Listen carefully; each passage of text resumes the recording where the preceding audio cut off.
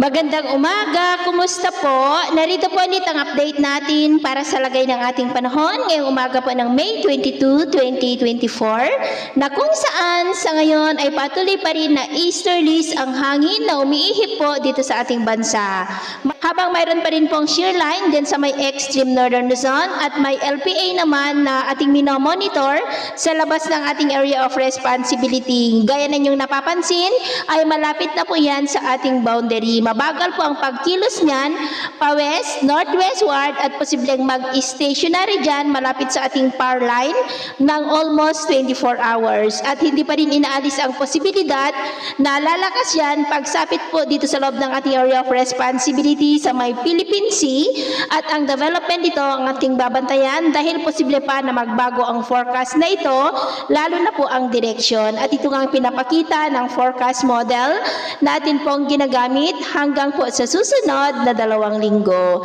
Samantala, next week o sa unang linggo ng Hunyo ay tutungo na po tayo sa transition period ng tag-ulan o yung habagat season. At sa lagay ng ating panahon, ngayong madaling araw ay maayos ang panahon sa malaking bahagi ng ating bansa pero may tsansa pa rin ng mga isolated rains sa ilang bahagi ng Aurora, Quezon, Pangasinan, Oriental Mindoro, Marinduque, Romblon, Masbate, Capiz, Bacolod, Bohol, Basilan, Sulu Archipelago, Lanao Provinces, Davao, Mati at Bislig. At mamaya ay sisikat ang araw sa malaking bahagi ng ating bansa pero may tsansa pa rin ng maulap na kalangitan with isolated rains sa ilang bahagi ng Batanes, Babuyan Island, Santa Ana, Cagayan, Divilacan, Maconacon, Palanan, Aurora, Pangasinan, Quezon, Batangas, Marinduque, Oriental Mindoro, Northern Palawan, Aklan, Capiz, Bacolod, ilang bahagi ng Cebu, Bohol, Southern Leyte, Sulu Archipelago, Davao del Sur,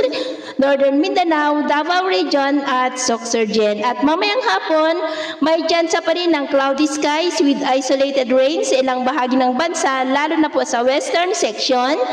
Kaya kung lalabas tayo sa ating matahanan ay ugaliin po natin lagi ang magdala ng kahit anong panangga natin sa init ng araw at proteksyon na rin po sa mga biglaang buhos ng ulan.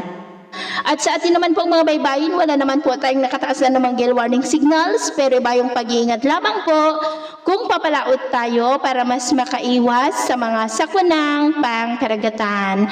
So, ito po ang latest update natin sa araw na ito. At ako po muli si James na nagsasabing, sa kahit anong pagsubok po na darating sa ating buhay, huwag na huwag po tayong mawawalan ng pag-asa. Thank you and God bless!